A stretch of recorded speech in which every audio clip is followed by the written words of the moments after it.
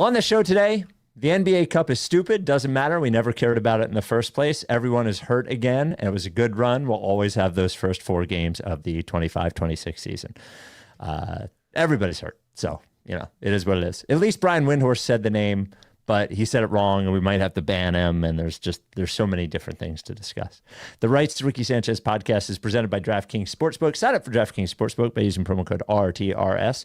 Brought to you by Adam Ksebe, the official realtor of the process, at 302-864-8643. LL Pavorsky Jewelers, who Rights to Ricky Sanchez listeners go and get engaged. BodyBio, get 20% off any BodyBio order at bodybio.com with promo code August.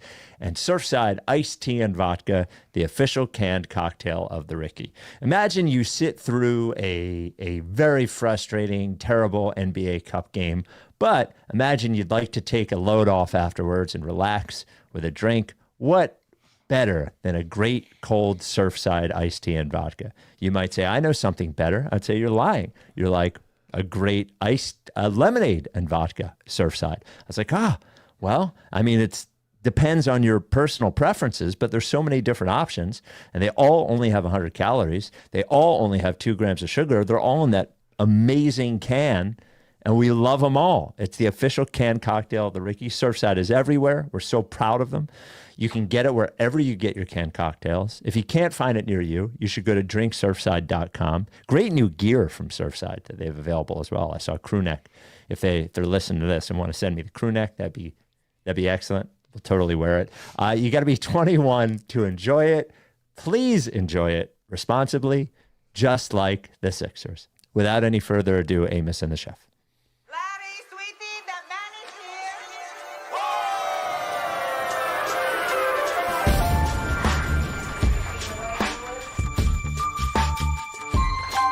Say the name. I say the name. I say the name. We were right. We were right. Even when it went wrong, we were right. We was right, y'all. We were right. So say the name. Say the name. We were right, y'all. We were right. Even when it went wrong, we were right. We were right, y'all. We were right. So say the name. Say the name. Say the name.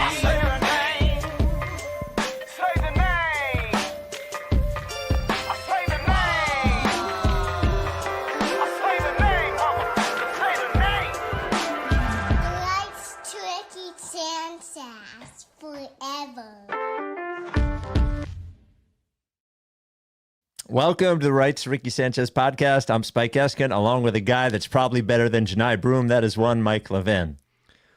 Whoo! If you missed last season, we have a cup game for you. Oh, it had 24-25 vibes to it, didn't it? Just awful. They really will never win a cup game. They will never respect the cup. The cup does not exist. No. It's so funny to be like, oh, we got to keep trying to score at the end of this game. It's like, I don't think point differential is going to be the deciding factor here, boys. No. So they play without Joel, without Paul George, without VJ, obviously without Oubre. Kelly, without Bono. And then Bono's out as well. Watford goes down in the first half. In a lot of pain, it seemed like. A lot of pain. They called it an adductor. Yeah. Seems like bad. A fake thing. Yeah. Seems not good for his groin. Yep. Hard to win in the NBA without players. But that was embarrassing. That was embarrassing across the board. It's my catchphrase that they should be embarrassed. I hope they are. Is that this they one? just got like... Yeah, there we go. I'm embarrassed. It's egregious. Pathetic. Embarrassing. Awful. It's really, really bad. So frustrating. Everybody should be a little embarrassed. There you go. I mean, they just got sunned. They did. They got absolutely sunned, physically bodied, mauled on the boards. And just talking about the first half, the second half like barely existed. Yeah. I can't believe the game kept going. Like, why there was like 7 minutes left in the fourth quarter, and I was like, I can't believe they're making me watch the rest of this game. Like, I felt that way with about 5 minutes left in the third. I said, really how is there awful. still 5 minutes left in the third? I mean, they're just not the Orlando pressure, speed, strength, they turned the ball over. Orlando had just like every play for Orlando ended in like a layup at the rim or a lob dunk. Kyle Neubeck was calling them Lob City. They made them look. I mean, Anthony Black looked like the best player of all time. Jalen Suggs threw a 3/4 court lob to him. It looked like the Sixers were stuck in 1996. And they got sad. Drummond tried to like rouse the situation by fighting, seemed like he was like, "I'm in their heads," and it's like, I don't think that's gonna do it. Gonna have to disqualify a few more players than just Jalen Suggs. Did you see him go all like 1930 style boxing? Like yeah, that was pretty funny. I'm glad he's having a good time. Yeah. I do think that like on national TV, like this could be the thing that like makes Maxey and McCain like stop having fun forever. I mean, they just couldn't defend anybody. They were getting blown by. They tried everything. Like they tried zone, they tried man, they tried helping, they tried not helping, they tried daring them to shoot. It's just like nothing worked. And you could be like, oh well, you know, these things happen in the NBA. Sometimes teams get hot and they just like make all their shots. If you took away all of the Magic's threes, the Sixers lost by 2. Well, that's pretty close, though. And that is pretty close. So that's 39 points you can just take away right there. That's pretty close. It is. Look, everybody's hurt. Whatever. But that's embarrassing. The Magic are like the 10th ranked offense in the league. That shouldn't happen. It's there's no excuse. There's no excuse.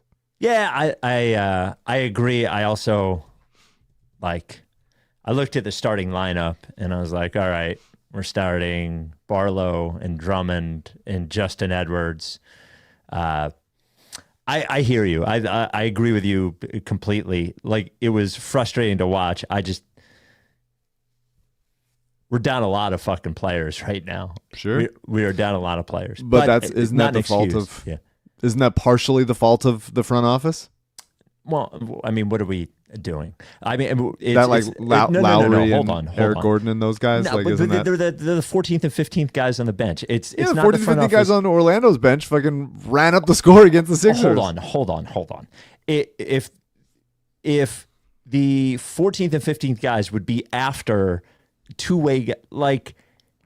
No, it's not their fault. Kelly Oubre's hurt. It's not their fault that VJ Edgecombe's hurt. Obviously, I'm talking about like the dead weight roster spots that they are just giving away here. Who cares? Who cares about Eric Gordon and Kyle Lowry? I mean, I do. He didn't play bad tonight. Let's be clear. Like he looked fine offensively. Yes. As fine as he's going to be, and at as age fine as 77, any fucking 14th guy on a NBA roster. I mean, I disagree. I think that there's good teams have like somewhat useful players. What are you talking about? Good teams have useful. Look at Oklahoma City's roster. No. We have $110 million sitting on the bench who's probably never going to play this year. Of course. Like the fact that the 15th guy is Kyle Lowry. Like, who the fuck cares? I'm telling you, I do. I'm telling you, I do. It doesn't matter. It does when you have Embiid and Paul George, and you know that those guys are going to miss a ton of games. So what should they do? Should they sign Michael Jordan for the 15th guy? Like, what are we going to do? Why would I want Michael Jordan at age 70? Whatever. Hunter Salas fucking sucks. He does suck. I think he should get. I think he'll probably get cut in the next couple weeks. I think you should cut Johni Broome. I'm fully done. I'm good to lose Johni Broome. I'm good to be done like perpetually. I think he's awful. He doesn't have the strength to like wedge his way through defenders in the NBA like he did in college or in the G League. His outside shot is terrible, and it needs to be like the thing he's best at, and it's not even close. He doesn't protect the rim. He's not an athlete or an aggressor. He looks overmatched. A parade of drivers just like finishing by him all the time, and he has no touch. Whatsoever. Every shot comes off his hand weird. He wasn't even catching the passes that they were throwing to him, like little dump offs. Jabari Walker trying his ass off. I thought Jabari Walker looked good. I like Jabari Walker, always have.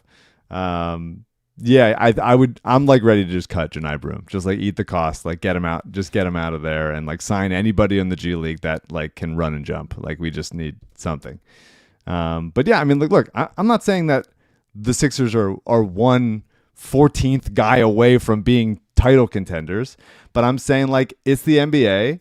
Margins matter, little inches matter, and the Sixers have like a ton of guys that aren't going to play a lot, are going to miss a lot of games, And the fact that they last year, I mean, it's decisions that they made last year because these are like player options and stuff. So it's just things that they made last year that are coming back to bite them. Like it's a fact. I think if you look at Oklahoma City's roster, you look at Houston's roster, you can look around the league at like good teams, and you go like that team is using these roster spots wisely, and the Sixers are not, and that sucks. Yeah, I think more notably is that those teams' best players are playing, and the Sixers' best players are not playing. It is probably more notable that the Thunder have their best player Shai Gilgeous-Alexander, who is, like. Yeah, I'm not disputing that. It's also frustrating when it's like you got guys injured and they're like, we have no shot. We have no shot to field a roster, and it's partially because they're just like burned these roster spots set them on fire. And that frustrates me. I'm not saying it's the difference between like a good season and a bad season, but it frustrates me. Maybe I'm alone, but that's how I feel. Well, I mean, you said the same thing about Drummond, who's been good this year. Drummond's been pretty good. I mean, I want to give Drummond credit for being like solid, and helpful, and like doing what he does. And he had a nice block on Anthony Black at the rim, but like he is not a good rim protector at all. Like they kept going right at him, finishing around him all the time. He got eaten alive on the perimeter.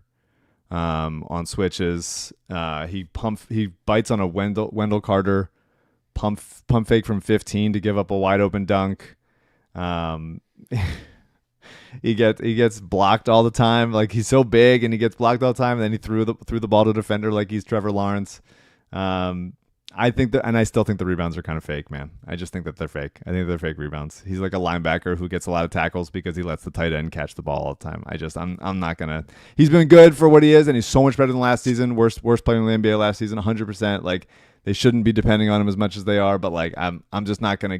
He's like all time one of the best rebounders ever, and when you watch him every night and you see like the other teams like do all the shit around him, I just like I'm sorry, I'm never gonna fully buy it. Be nice he hasn't been terrible. It'd be nice if Embiid got all those fake rebounds, which he somehow has never been able to get in his career. For sure.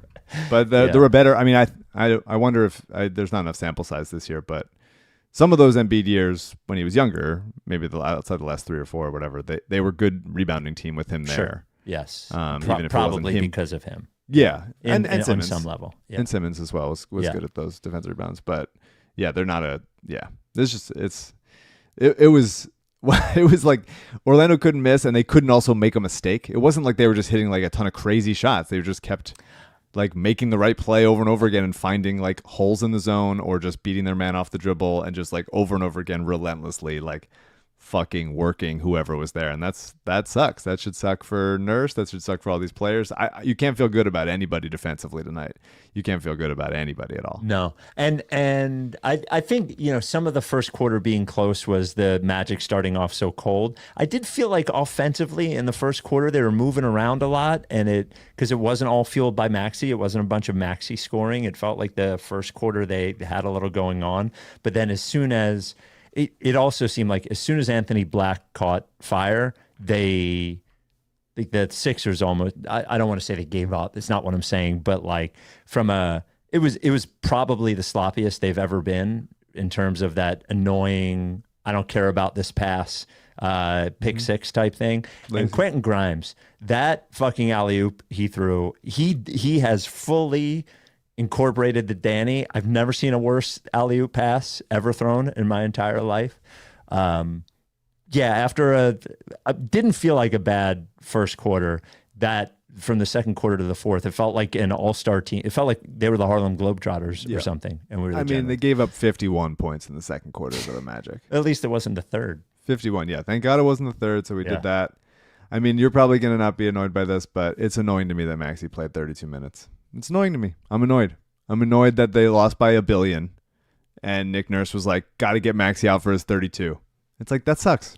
Have a little bit of awareness that the game is over. Like, he was, banged up coming into the game. Like, you're going to make him play 32 minutes.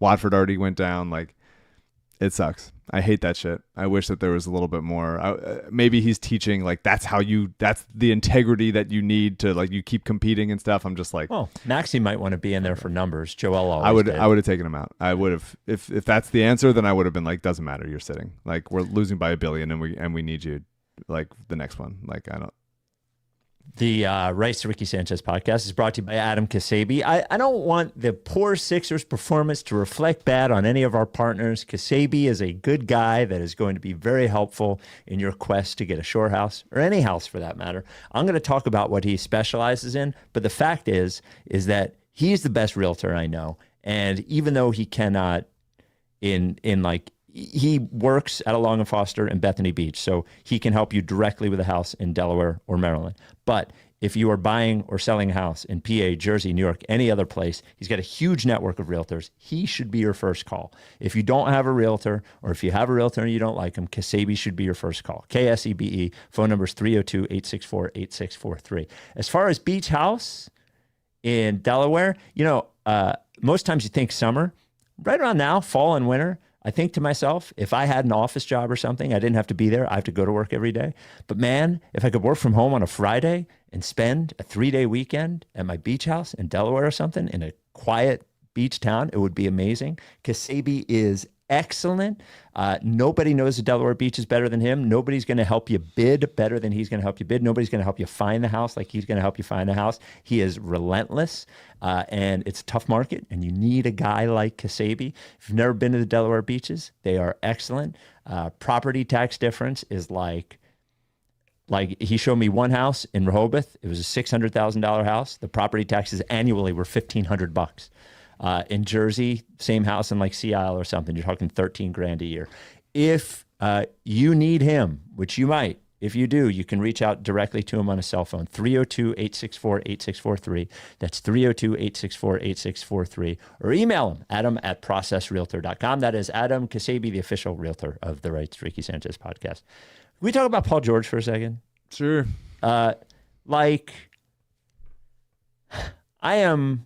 I am fully in on, I am not counting on Paul George or Joel Embiid. However, the guys played 2 games and 20 minutes in each game, if I remember correctly. Like, how is your ankle sprained already? Like, how is this? It's like a little annoying, I think, even though I am in the I don't care if they play or not zone. I just need to get this out. I would sort of like to know why Joel Embiid's other knee is sore.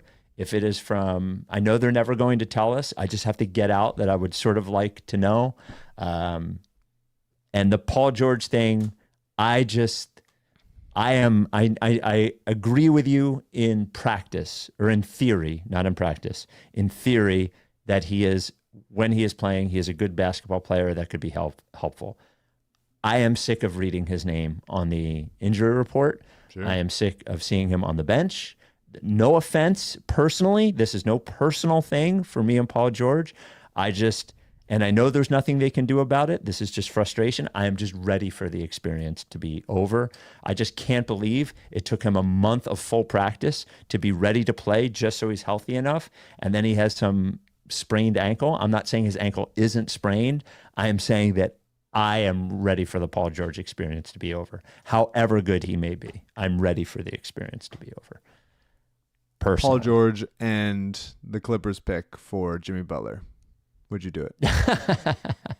What are we doing with Jimmy Butler? I don't know. Yeah. Playing him, I guess. Did Playing you see him 47 minutes? You see, Kuminga is is now like doesn't actually have an injury. I guess is just not going to play until January 15th. Is that real? Well, I mean, they're saying there's a knee injury. Nobody knows how the knee injury happened or what it is, and he's not commenting on the knee injury. So, and he's been pretty pissed off the entire time. So it feels like there's some of that going on. I didn't read the article, but maybe it wasn't Tim McMahon. Whoever wrote the Warriors article for ESPN, that was the vibe that I was getting. No, I didn't see it. Yeah, Paul George would be helpful. The Warriors, wouldn't you want Paul George to play one every 5 games? Well, they need some shooting outside of Steph. To have Kuminga and Draymond and Jimmy, like that's not enough guys that are willing to pull. Yes. Yeah, I mean, I'm fine to say it's annoying. It's been annoying. It's been annoying since he tried to drive through Eagles parade. Yeah, Not good, man. I mean, the vibes were fun, and now it's really things like this win like sucked them fully out. The vibe fully dry. Yeah, they need to build them back up. I'm not saying look, it is one game, but and especially because it felt like, and Nurse even said this pregame, that it felt like Embiid was going to play tonight. I assumed Paul George was going to play tonight. It felt like that. And then when they're not there, along with Oubre, and I am putting, God bless our sweet child, VJ Edgecombe, I am putting him on Sixers injury watch with his sore calf, in that I don't want them to risk anything with VJ Edgecombe. I know he's playing more basketball than he's probably ever played at a higher intensity and level, but this could be one of those ones where we don't see him for 3.5 weeks and we never actually know what's wrong. I'm just putting that on watch. What do you mean never actually know what's wrong? Isn't just like he's got a calf strain, like, or close to it, near calf strain, something? Calf soreness. I guess I just don't like read the injury report as like carefully as you do. Yeah, I do. And like care really that much what they say. Yeah. It doesn't bother me as much. But I mean, look, other things bother me plenty. So I'm sorry I yelled at you earlier about the 14th or 15th pick. It was hey man, whatever. Everybody's got things that piss them off. 100%. I apologize. That's on me. I was in a group chat being like, someone's like, why are they putting Johni Broome in? I'm like, because he's bad. He's fucking like the third quarter. I'm like, because he's not good. He sucks so bad. He's not good at anything right now. And he's old as shit. He's like, those families. I'm thinking of like several different families, but like where there's like 4 brothers in the family. Yes. And the oldest one was like the sickest guy you've ever seen when you were like 12 and he was 19. And you're like, oh my God, this guy's a fucking monster. And then you grow up and everybody's like regular age.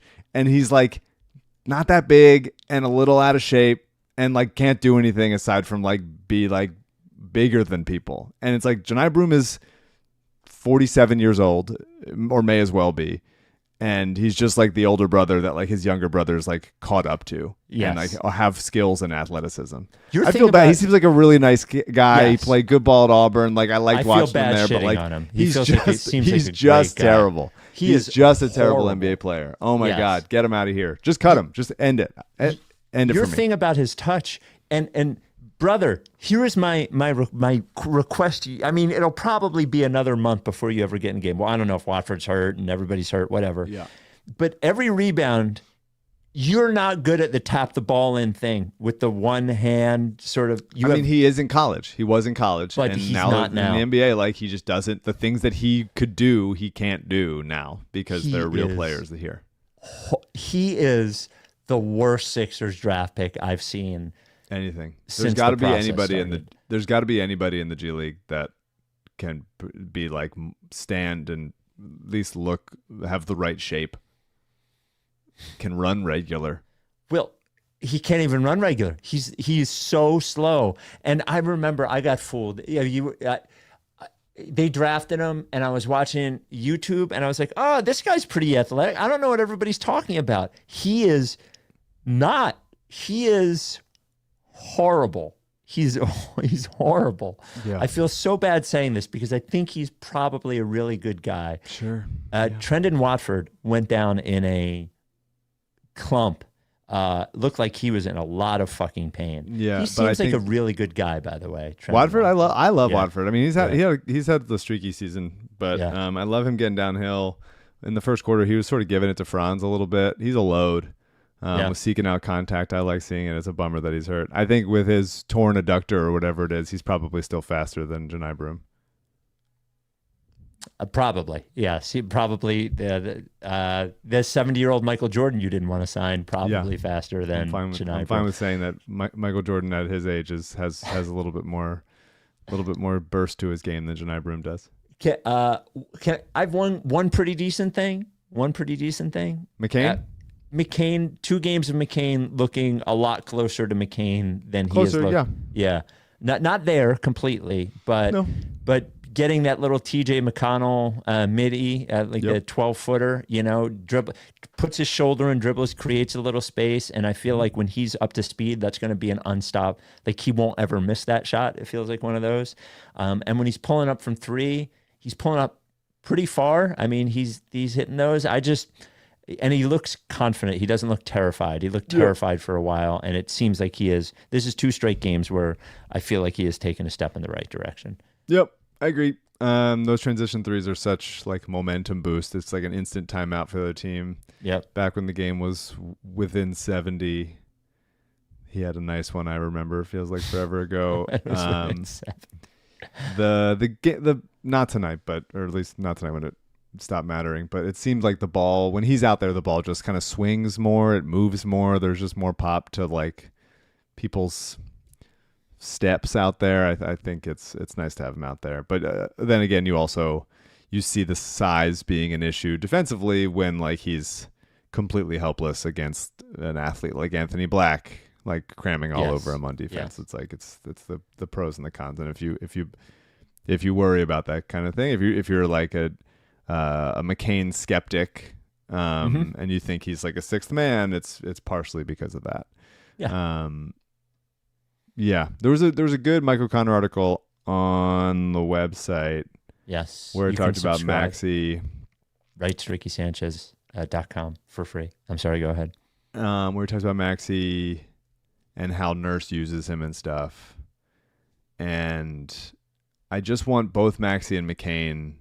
I wish that Nick had spent like the offseason like really dreaming up ways to use Maxey and McCain as like Steph Curry. Just like run those things. Run that stuff. Maxey's not Harden. I know he has Harden traits because he learned under him and stuff, and there's, he can run some pick and roll and he can get to his mid range and stuff, but he's so dynamic flying around screens. He's so impressive attacking on the move. And you just want him like flying around out there where it's not like the ball doesn't have to stick in his hands quite as much. He can do anything. There's not anything he can't do. I'm just saying, I think he's way more efficient in the offense. He can involve more players like McCain can, just with his movement and his speed and his ability to hit shots off the dribble. And I would love for more. Like the two of them played a little bit together tonight before it got bad. I want to see more of that, and I want to see that weaponized. That's the way that the team can be like that can be an identity, right? It can be like the two of them flying around doing stuff, and then it's whichever athletes are healthy, like attacking the glass and slashing to the rim. 2 notes on Mike O'Connor's article, just because you brought up one on something he wrote about McCain, one on the thing he wrote about Maxey. The thing on McCain, I would actually, there's 2 parts of it. One sort of about his play and how he looks. I'm not as worried. Mike only said mildly worried. I'm not there yet. It has been a long time since he's played NBA basketball. I'm not too worried about that. His thing about Nurse not being into him, I did remember that moment, and I know we talked about it when Daryl was on the pod, when he talked about the Maxey Grimes backcourt and did not seem to mention McCain until we brought him up.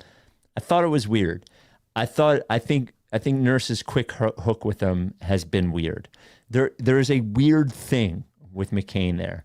I don't know. It's strange. And then the thing on Maxey that and it goes to what you're saying there, which I agree with Mike in theory, but is more difficult in practice, is, Mike talked about his points per possession in isolation and pick and roll, as you're saying, and then versus off screens and spot up and that sort of thing.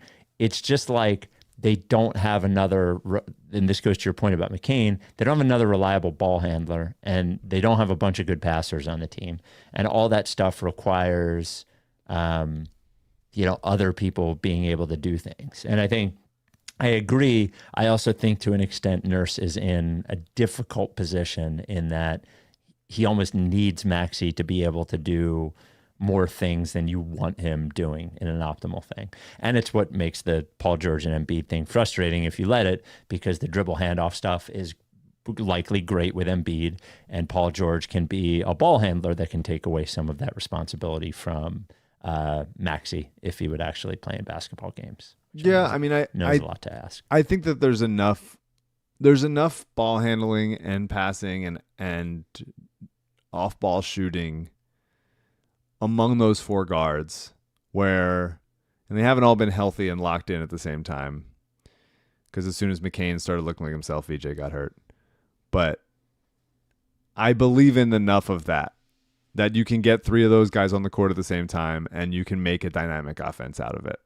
There's too much athleticism and speed and shooting to not be able to do it. I think a good coach and a good system and a bread and butter stuff. Like, I don't know. You look at what like Miami's doing, and they worked the Sixers the other night. You look at what Toronto's doing, passing as well as they've been passing and sharing the ball.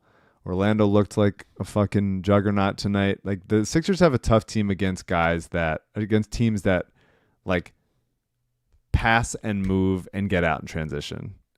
And the Sixers should be those teams. The Sixers should be one of those teams. Either Joel's here and the Sixers are, for when he's on the court, enough of a Joel machine to get to sort of like reach a ceiling, or he's not here, or he's on the bench during like timeouts or during his rest or something, and they got to play the way that other teams are playing with like pace and movement and like bread and butter sets, and they're just kind of not doing that enough. So much of it, we talk about the fourth quarter a lot. Well, I think the pace, at least in the first, they're 10 trying. games or They're so, trying. They're trying. That's just like hit ahead passes, right? Yeah. There's definitely a lot of hit ahead passes. You're right. Like in those first like 10, 15 games or whatever. But it seems like it's starting to seem over the last few games, and maybe it's because they're just losing a lot of rotation players. That's certainly part of it. That it's like pointless pace. It's just sort of like, just start something, because we don't know if the shot clock gets to 14. Like, we don't know how to do anything out of it aside from like Maxey go create something interesting. And other teams like have sets and off ball screens and movement and like rolls off of it. It just seems like too often the Sixers are just like in throw the playbook away, we're scrambling mode. And I'm certainly colored by like the worst game of all time that I just watched. Yeah. But the last handful of teams that the Sixers have played seem to have much more of a plan than the Sixers have. The Rights Ricky Sanchez podcast is brought to you by the moth in my office. The Rights Ricky Sanchez podcast brought to you by LL Pavorsky Jewelers, where Rights to Ricky Sanchez listeners go and get engaged. Big news here. Holiday sale is going on. Now, if you're a Ricky OG, you remember the holiday sale party with the Pavortinis. And that doesn't happen anymore. The sale still happens. 38th anniversary holiday sale. Can you believe LL's been there for 38 years?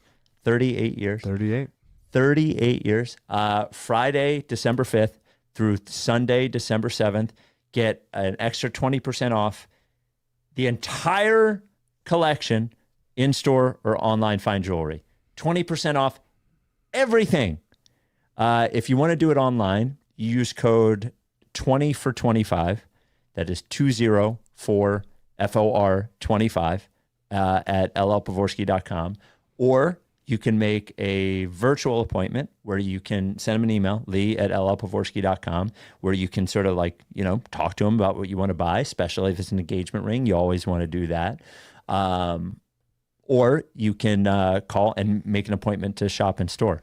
Again, 3 days only, 20% off. It helps Bowden and Fit, the Alzheimer's Association, because Lee is a great fucking guy. 38 years is and Mike, the 12 deals of Christmas is also coming, November 28th through December 9th. You can find out more at llpavorsky.com. All that said, if you want to buy an engagement ring, you're only allowed to do it with LL Pavorsky. That is the rule. It benefits you because he's great, but also that's the rule. You listen to the podcast, that's the rule. You can make an appointment with him, 215-627-2252. As I mentioned, Lee at llpavorsky.com. 707 Walnut, 38 years. What are we going to do for 40? I don't know. Maybe not be an embarrassment of a basketball franchise. He's not an embarrassment. Sixers embarrassment, not LL. He is a supporter of our charities, that is Providence Animal Center, Mama T's Community Fridge, LL Pavorsky Jewelers. The 14th roster spot that the Sixers need. Are we done with this game? Yeah, I got it. I don't know. Yeah. Who cares? The Embiid thing, are you still like comfortably in, whatever, you know? Okay. I don't know. What's it make a difference? I guess. It What is how my disposition is about all of it? It's part of the podcast, I guess. But yes, as far as the podcast goes, I guess I'm sad for him. Is probably how I really feel. Like I'm sad that he wants to be out there. He's not getting cleared. I like that they're being cautious, I guess, rather than just like going for it and him looking bad. It's the regular season. It's November. It's just a bummer because the last game he played was his best game. Like he started to look like himself, and you could start to go like, okay, we're building on it. And now he's missed what, like 7 games? Is that it? This was his 8th, I believe. That just sucks. 7th it just or sucks. 8th, yeah. He's played 6, and he's missed 11. Played 6, yeah. And in those 6, got his minutes up to 25. I think at one point. I think that was the most. Yeah, bummer. Yeah. Bummer. With Joel, I can be like, we've seen this so many times that I'm like, let's see if the rest of the team, which is, again, even despite tonight and with the injuries and stuff, obviously, when healthy, the best like surrounding cast that he's had. MOC has dubbed them the regulars. Yeah, I think the regulars is pretty good, although we're good. losing some regulars now. It's just a few. So with Joel, I think you still go, all right, let's see if we can get him up to speed. There's going to be setbacks, and then we'll get him up to speed again, and let's just hope that the team can be around 500 in the games he's not there, and then we'll see if he's healthy in April, and he can play good basketball in the playoffs and then scare some teams. Who knows? But like, there's no excuse with Paul. Like you're older, sure, but like you got to be playing basketball. Like you're not good enough to be like to do the ramping up and like a couple games here and then off here. Like you got to just be a regular basketball player. No one's expecting you to be an all-star anymore. Like he's the fucking guy. He's not the fucking guy, to a certain extent. Yeah, nobody's expecting all-star Paul George. Nobody's expecting it. Nobody thinks that that's going to happen. But I could use like above average regular Paul George that plays like most of the games. Like that is, I think, not too much to ask. So obviously if both Joel and Paul are like, we play 1 out of every 3 games, then like, no, this team's not going to do anything. And you can go, all right, fun Maxey most of the time, franchise player, maybe Edgecombe fun, McCain growing, a couple other guys here and there. You can get back to just like, all right, no expectations, it's nothing. But I would love the goal that I'm still gearing up for is being around 500 in games Joel doesn't play in, and then being able to like catch a wave and start to get hot when he's healthy. But that depends on Paul George like being someone who exists as a regular basketball player. Yeah. Like, what are we doing with the ankle? All right. We got an email about this. It was also in the Ricky Reddit. Ricky Reddit has been behaving itself lately. Thank you, Ricky Reddit. What does that mean? Well, every once in a while it can get a little out of control, but CJ has seen to some order in the Ricky Reddit. What does that mean? CJ, come up. I'm popping you on. Explain what the order that you are laying down on the CJ. Reddit. I don't want to speak for CJ. Yeah, I just started posting the pods on Reddit to create like a regular discussion thread about it, because before it was just kind of a free-for-all Wild West of people posting random thoughts, and it was a bit of a mess. So yeah, isn't that what Reddit is though? It's supposed to be a little more structured to where like if you have random thoughts, you don't need to create an entirely new post for that thought. But Like if you see the Sixers Reddit, right? Like that for every game, there's a thread that they talk about that game. When there's Sixers news, that's in there. Because our Reddit is not, because we have a Sixers podcast, but it's not like a Sixers Reddit. If there's not anything specific to talk about, it can get a little wild there every once in a while. So, Okay. I gotta check it out. So anyway, shout out to the Ricky Reddit. Most of you are great. So the Hoop Collective podcast is ESPN podcast that Brian Windhorst is on. And he did say the name, but we do have to discuss whether the name saying is so egregious in his error that he may be banned, or do we give him a compliment for just saying the name? Here's what happened on the Hoop Collective podcast. When Chris Paul does retire, we'll close the book on the 2005 draft class, which, was the who's better, Darren Williams or Chris Paul draft. And Fran Vasquez got picked as a lottery pick by the Magic and then never ever came. And there was that blog for years, the rights to Ricky Sanchez. Ricky Sanchez was drafted. But anyway, beyond all those digressions, So I had not heard that. Yeah. So all right. That blog for years. Yeah. I guess. Yeah. Let me present to the two sides to this. The one side is obvious. We were never a blog, and we still exist. We have a blog. I mean, isn't the website a blog? Yeah, but the Rights to Ricky Sanchez is a podcast with writers, and I don't know that you would define us as a blog. Liberty Ballers is a blog. For sure. And then there's some blogs that have podcasts, but I would say that we are a podcast that happens to also have writing. That's fine. No disrespect to AU or MOC or Lonzo or any of our previous writers. And we still exist. He says that existed 40 years. I mean, I don't blame him for assuming that we don't anymore. Yeah, I we really shouldn't. don't. I think that's a perfectly reasonable assumption to make. Okay. How could they after what they've been through?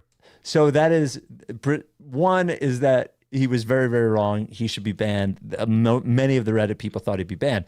The positive is he pulls up the rights to Ricky Sanchez out of nowhere. Yeah. We've never talked to him. He says the name correctly. He doesn't do the thing where he kind of remembers the name, where he bullshits, where he's like, oh, what was that Ricky Sanchez thing or whatever? So he got it right. What is your opinion? I don't want to taint you with mine. I mean, the fact that who did he mention from the draft? It was Chris Paul and Darren Williams. Did he say Gravis Vasquez? Was he in that draft? Did he say that? I don't think. When Chris Paul does retire, we'll close the book on the 2005 draft class, which, was the who's better, Darren Williams or Chris Paul draft. And Fran Vasquez got picked as a lottery pick by the Magic and then never ever came. And there was that blog for years. That's rights it. To Ricky Okay. Sanchez. Ricky Okay. Sanchez was drafted. But So 2005. I mean, he's mentioning us over Andrew Bogut, Marvin Williams, Ray Felton, Charlie Villanueva. I'm just naming a few. Andrew Bynum, who was like kind of the I don't know, the patriarch of this podcast the a little bit.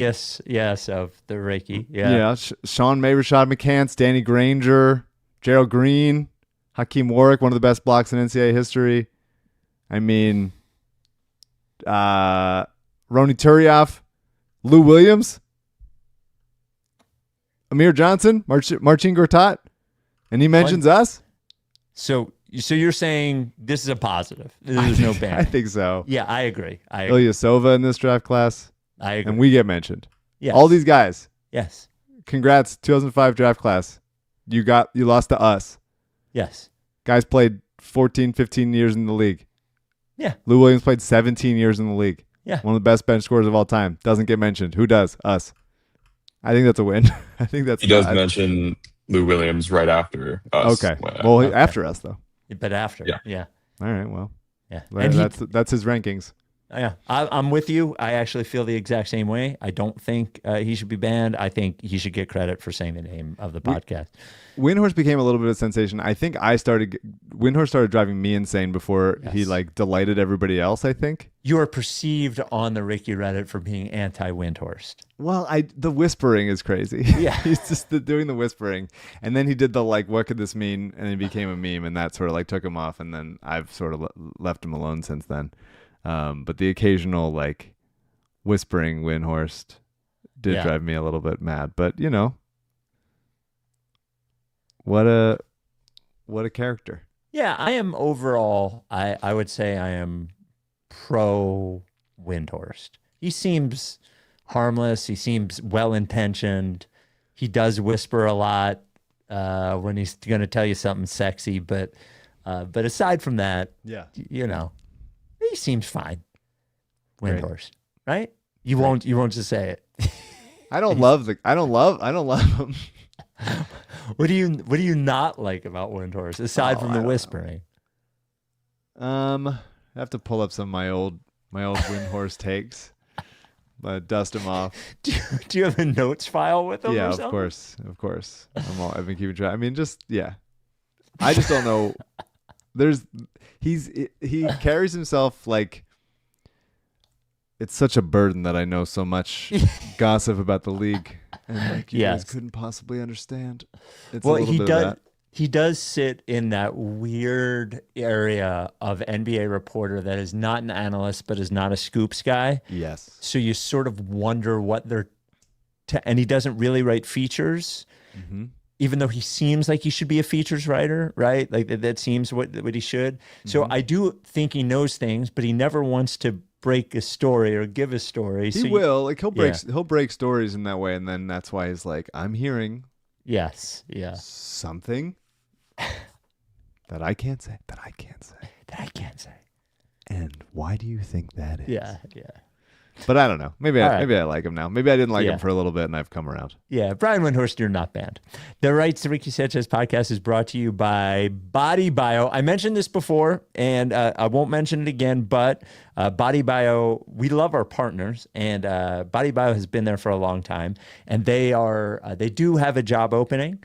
If you're looking for a job, I know tough time for a lot of people with jobs. They have an HR opening. You do have to work in person a few days a week. They are in Vineland. They're a great company. If you have, it's a senior level position. So if you do have some experience in that and you're interested, send an email to careers@bodybio.com. That is careers@bodybio.com. Work with Mike and Jess and all the great people at BodyBio. I think so what does BodyBio do? They are a supplement company in Jersey, and I think the thing that I like about BodyBio the most is the quality control aspect of it. And I didn't really notice this until Mike pointed it out to me at one point. He was like, when you go into a drugstore or a GNC or whatever, and take drugstore or grocery store, and you see all the supplements on the counter, how long do you think they've been sitting there? And they are in every drugstore across the country, all over these. What could their quality control be like? And the answer is, how long have they been sitting there? A long time. That stuff gets oxidized. Bad news. And it is everywhere. How can they test every batch like BodyBio does? They can't. So BodyBio does care about that stuff. Not only do they care about great products, they care about the quality of those great products. Remineralize is one we started talking about recently. Minerals are super important for your body. They're good. They're important for your cells to keep let the good stuff in, keep the bad stuff out. Minerals, long ago, you would get from the food that you eat and the water that you drink. The food that you eat now comes from soil that has been over-farmed, and the minerals are not in there. And the water that you drink is probably filtered, and it's not in there. So Remineralized gets minerals from dried salt beds in Utah. They process it just a little bit. They put it in liquid form, so you can just put a couple of drops in your drink, and it makes sure that your body is getting all the minerals it needs. Do we wish we just got it from our regular diet? We do. But we don't. So that Remineralized, great product. You can learn about all the BodyBio products at bodybio.com. If you use code AUGUST, that is August, you get 20% off any BodyBio order. That is bodybio.com, promo code AUGUST, BodyBio. We got this email from Henry. Now, this would have been a crazy question last year It's not a crazy question this year, though I think the answer is no. But I think I think where in the hierarchy this answer is interesting. So this came from Henry, writes to RickySanchez@gmail.com. The subject line was, is Tyrese Maxey the best American-born player in the NBA? He said, if the Olympic team was picked this week and the games were next week, would it be his offense? And then he says, who's going to CJ's wedding? He is not currently the best American-born basketball player. No. But if let's put aside for a second Steph Curry, LeBron, right? Because they will be out of the league soon enough. He is not like that ilk. He's not better than Tatum. Is he better than Donovan Mitchell? I think no, but I think it's probably pretty close. I mean, Anthony Edwards. Yes, Anthony Edwards is better. Brunson. Cade. Brunson, I don't know. Cade Cunningham is better. Halliburton. Halliburton's better. Devin Booker is better. I think it's probably about the same. Really? I mean, he's in the mix for like second tier-ish. I wouldn't put him in the top 5, but if you told me he's top in like 10. 6 to 15, I'm fine with that. Yeah. Yeah. Do you think he's better than who would you rather have on your team, Jalen Brunson or Tyrese Maxey? Player-wise. You're building a team, you can pick one with your first pick, and it's only down to those two. So I know context matters, but if you were to pick one, who would you pick? I mean, I would pick Maxey because I think he's a guy that fits more in with like your star type, and he's younger than Brunson. Brunson is 29, Maxey's 25. Yeah. But Brunson is like, he's kind of done it a little bit more. You know, Yeah. He's had more success in the playoffs, and I think that kind of can't be ignored. And Brunson's probably, maybe until this year, has been clearly better as a like franchise guy, as a number one guy, and Maxey is maybe taking that leap now. But if you were like, you can. I mean, Brunson's very, very, very good. I'm just saying, like Maxey's like off ball shooting and dribble handoff stuff. It's probably more suited for like a true number one, wing type guy that tends to win more in the NBA than these like smaller guards like the two of them are. Yeah, I agree. We did get a relationship advice question, and I want to answer it. I'm not going to use the Eliza Hardy-Jones song. We're going to have to do something about it. We do get a copyright strike every time we play it. It is one of the few songs we play that we always get a copyright strike. Now, it shouldn't hurt us on YouTube, but CJ has planted in my mind that he thinks maybe it does hurt us on YouTube, even if they say it doesn't hurt your exposure. So I don't know how to do anything about it. Maybe I'll reach out to Eliza. I think she probably has other things going on. But imagine Eliza Hardy-Jones singing. Wait, so what? How can we do it? Can we play like 2 seconds of it and then we won't get dinged? So it's YouTube and it's done like algorithmically. So it's as soon as it hears it. I don't think that there's What if I sang it? What if you sang it? What if CJ sang it? I mean, we could sing it, I think. I don't think we'd get dinged for that. People do get dinged for doing covers of songs as well. So Would that count as a cover? I mean, it would. It's the melody and the lyrics. That is what is copyright. Now, I don't think it would pick it up. I put my heart under my pillow. I'm not going to do it. No. So maybe we can figure it out. Maybe I will investigate how you can register that you have the right to use it and see if we can sign the paperwork. Because really what just happened was Eliza said it was cool, and I took that as, and I think it is cool, unless she just fucking sues us one day. That'd be sick. Yeah. All right. So this came from Anonymous, writes RickySanchez@gmail.com. Hey, Spike and Mike. I've been dating my girlfriend for a while now, and we have lived together for over 6 months. She has not been subtle in telling me that she wants to be engaged soon. I've already met and decided on a ring with LL. Don't worry. Sick.